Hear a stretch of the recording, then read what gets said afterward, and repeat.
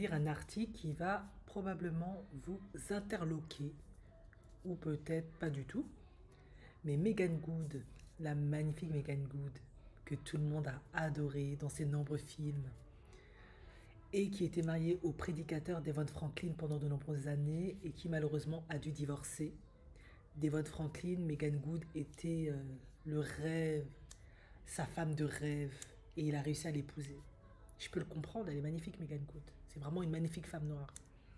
Sauf qu'après des années, ils ont divorcé. Et ce qu'il faut retenir de ce mariage-là, bien que ça a été très douloureux pour elle, et très compliqué parce que ça reste une actrice et elle devait rentrer dans le rôle d'une maman pasteur avec toutes les implications que ça comporte, ce qui était extrêmement dur pour elle, puisqu'elle subissait beaucoup de critiques, de jugements sur sa personne, pas assez conservatrice, un peu trop frivole.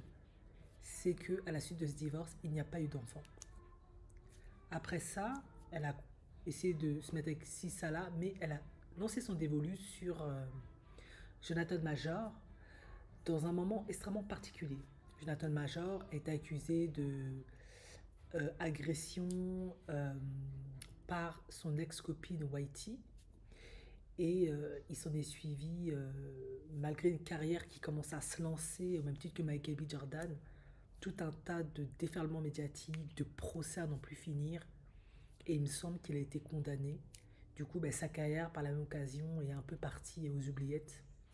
Alors, il se peut qu'il tourne dans les productions black, noirs, afro-américains, mais ce n'est pas sûr. Quoi qu'il en soit, visiblement, il n'a plus d'argent. Pourquoi? Parce que selon l'article, Megan Good paye absolument pour tout. Elle en a pour à peu près plus de 75 000 $ de factures par mois. Et surtout, elle paye pour la pension alimentaire de la fille de Jonathan Major qu'il a eu avec une Whitey. Bien évidemment, toutes les femmes noires sont profondément choquées, horrifiées. Ils ne comprennent pas ce qui se passe avec Megan Good. Comment une femme comme elle peut être réduite à faire ça alors qu'elle avait tous les hommes à ses pieds. Pourquoi? Ils ne comprennent pas, mais pourquoi elle fait tout ça pour lui? Qu'est-ce qu'elle vend en lui? Qu'est-ce qu'il y a? En effet, pourquoi traîner avec un homme qui a une réputation si désastreuse? Pourquoi le soutenir autant? Ok, il y a le Black Love, mais quand même. Écoutez, hein, moi, ok, il peut y avoir le syndrome de l'infirmière, de la sauveuse. Mais je pense que c'est beaucoup plus que ça. Je pense que Megan Good, elle a eu plein d'hommes superbes.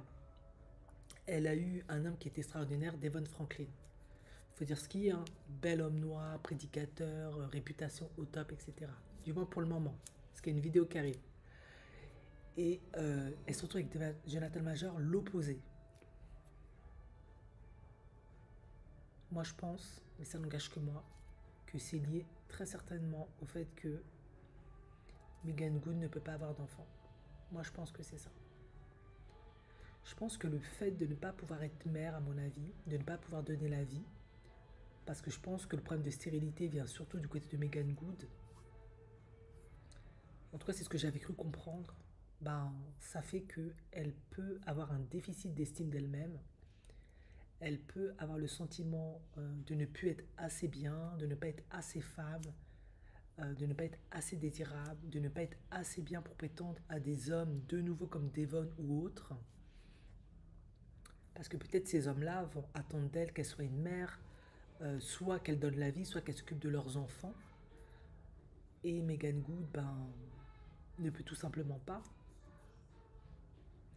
Et moi, je pense, à mon avis, que ça peut être ça le vrai truc. Elle donne tout à cet homme, elle s'investit vis-à-vis de cet homme pour pas qu'il la laisse tomber. Parce que, ben, pour elle, en tout cas, c'est sa perception qui est liée à son ressenti d'elle-même, de l'environnement dans lequel elle est. Elle a le sentiment qu'elle n'a plus d'options, qu'elle ne peut plus avoir d'options. Ce mariage avec Devon Franklin, qui s'est terminé après des années par un divorce, il n'y a pas eu d'enfant, chose qu'on lui a souvent fait remarquer, ben, elle va s'accrocher à un homme qui a tout perdu, un homme noir qui a tout perdu, qui lui sera éternellement redevable d'avoir été à ses côtés dans les moments les plus horribles, bien que pour moi, ça n'engage que moi, hein, il l'a mérité, Je sais que certains diront oui, elle a menti la Whitey, blablabla. Bon, moi j'ai vu les photos de coups sur le visage de sur le visage de la Whitey, sur son corps. Voilà. Mais bon. Euh, et du coup, elle, ben, moi je pense qu'elle se vit au même titre que lui comme une victime. Et elle s'accroche ben, au seul homme, selon elle, hein, qui voudra bien d'elle. Selon elle, c'est sa perception. Parce que moi je trouve qu'elle est magnifique, elle est sublime, elle pourrait trouver tellement mieux. Mais si elle, elle se sent comme amputée de quelque chose parce qu'elle n'est pas mère, elle ne peut pas donner la vie,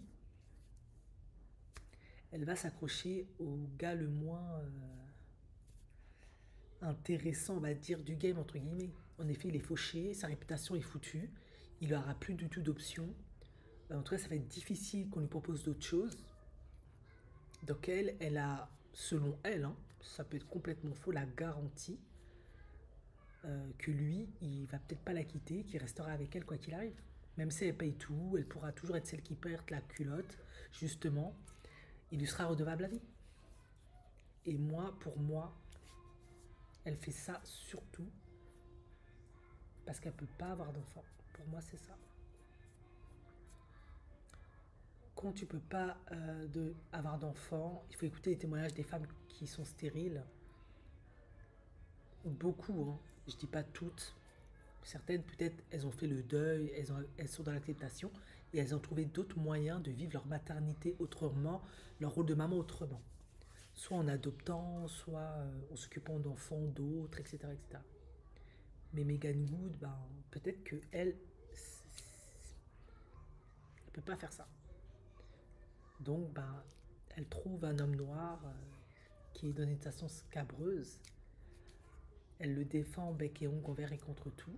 Elle lui paye tout. Elle l'entretient. Elle le sauve. Tel un petit enfant, un petit animal, on va dire ça comme ça, blessé. Et elle s'assure qu'il restera à ses côtés jusqu'à la fin. Et elle s'assure son black love.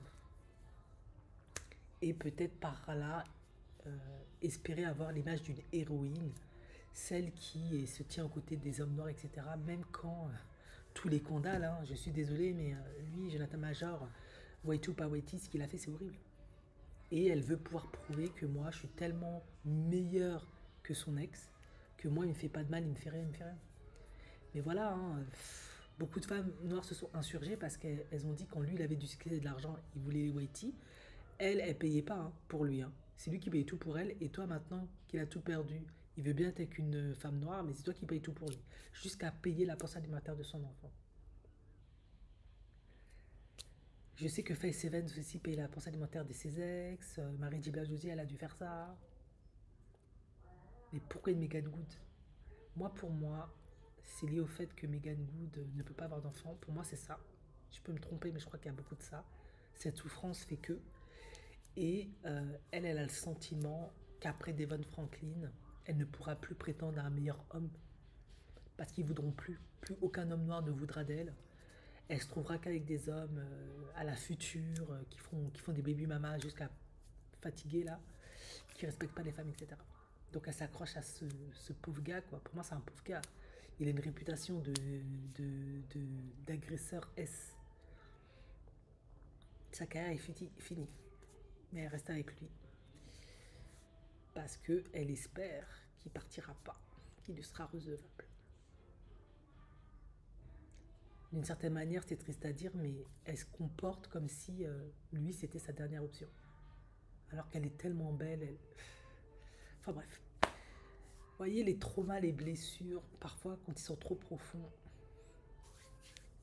ça pousse les femmes, certaines femmes noires, à faire des choix incompréhensibles.